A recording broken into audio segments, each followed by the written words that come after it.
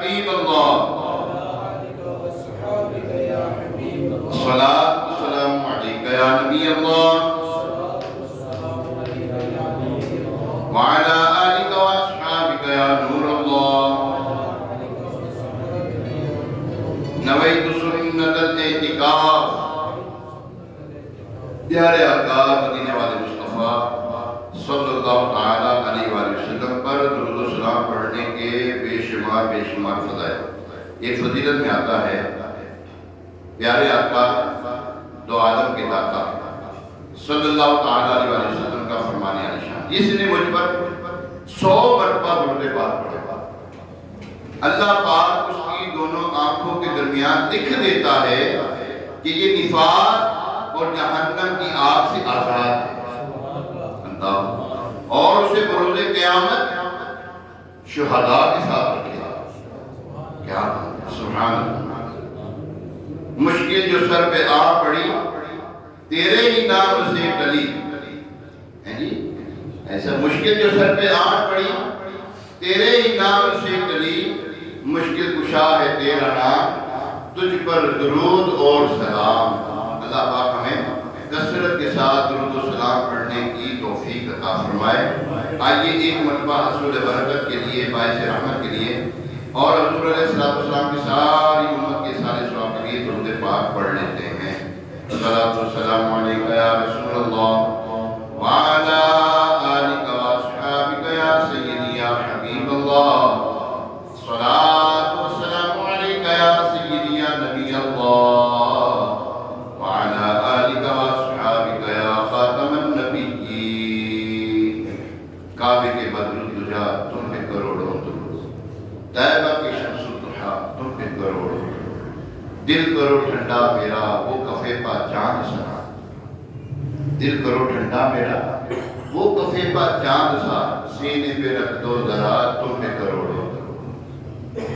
اللہ پیارے نبی حسین ہے، آج 29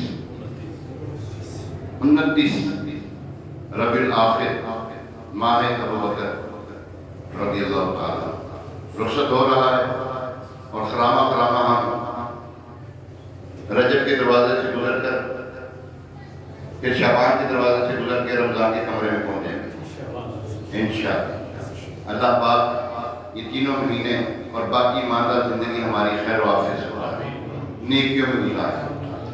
آج 29 ربیع الآخر ہے، 1442 ہجری، اور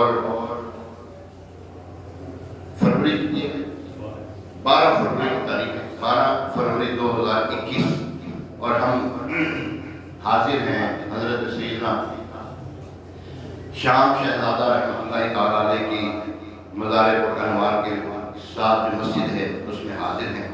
اللہ کریم کی ان پر رحمت ہو اور ان کی سب کی ہماری بلا حساب مغفرت ہو، اور جلدی اللہ کریم ان کے کرم سے، ان کے صدقے سے، ان کے توسل سے، ان کے وسیلے سے اللہ کریم عام عمرے کا اعلان فرمائے، عام عمرے کا اعلان فرمائے کہ ہم رمضان میں سرکار علیہ السلام کی بارگاہ میں حاضر ہو کر اپنے دکھڑے کو سنائیں، یہاں پہ بھی سنائے تو سنتے ہیں۔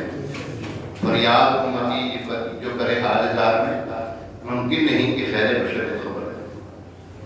جب دل ٹوٹا ہوا ہونا، بیٹھ جائیں، بس کمرہ بند ہو، خوشبو لگی ہو، قبلے کی طرف منہ کر کے تھوڑا سا دائیں طرف ہو جائے۔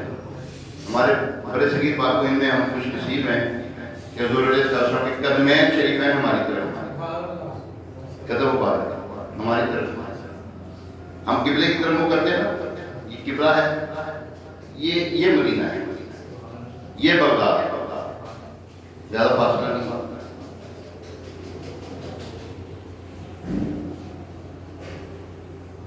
کیا بات ہے، ان کا کرم ہے، انہوں نے ہمیں اپنے قدموں سے لگایا ہوا ہے۔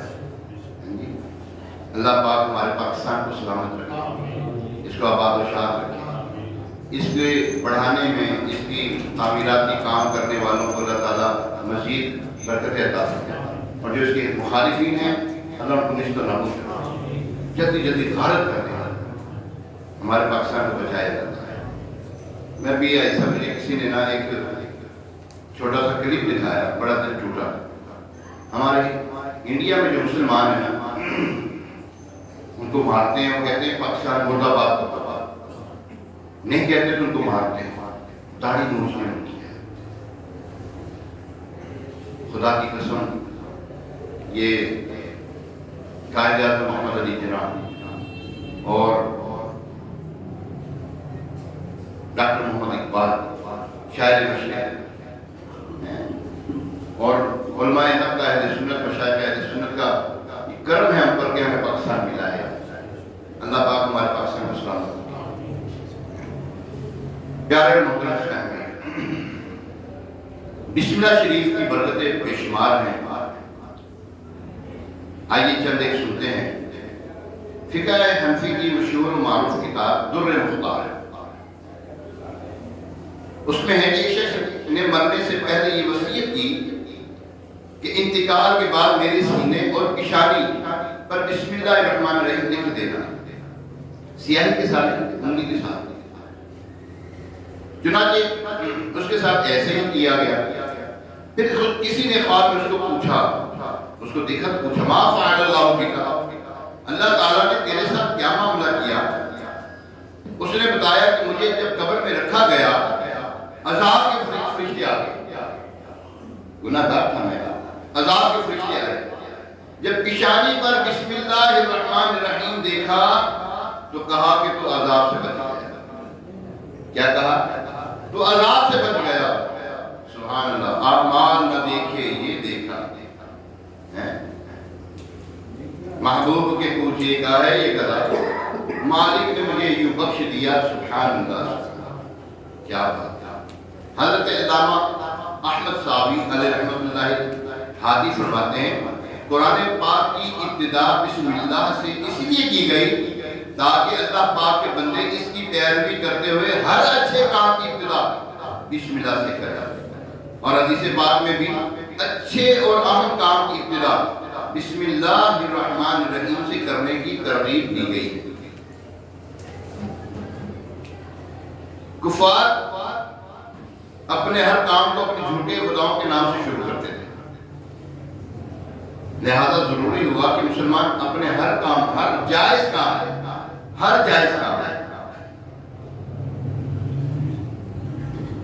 کے نام، ہر جائز کام سے پہلے اللہ کا نام لے تاکہ کفار کی مخالفت ظاہر ہو، اور اس سے یہ بھی معلوم ہوا کہ مسلمان کا ہر کام غیر مسلموں کے خلاف ہونا چاہیے۔